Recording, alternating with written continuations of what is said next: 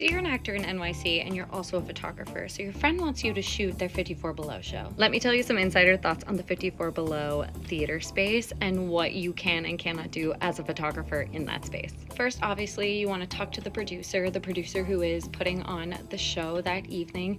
They will most likely ask you to send an email to 54 Below just to make sure you get your press photography pass. With that pass, it makes sure that 54 Below knows that there's going to be a photographer there. They'll send you this email, which I will paste right here.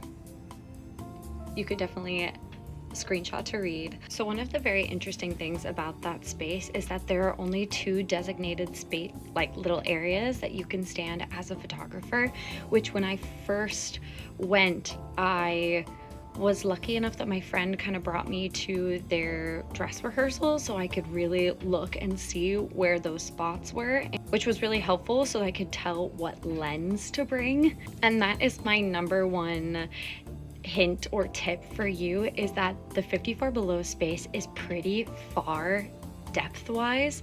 So I am currently using a 24 to 70 millimeter lens.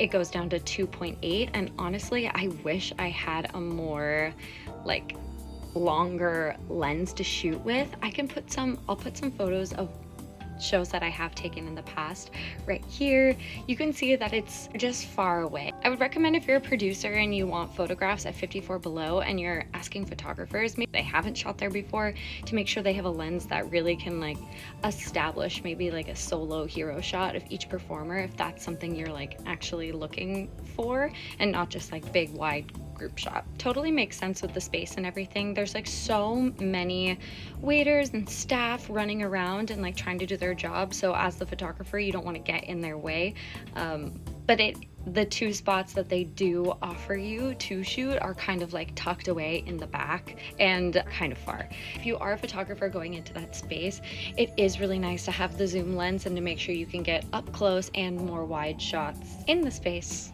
Also, if you know on your camera where to do the silent shutter, it is very highly recommended, because some of those songs are quiet, the space gets really quiet, and all of a sudden the clicking happens, and you don't want to mess with the actors and their songs and their process. And that is just some of my thoughts about the 54 Below space as a theater photographer. Have the best show!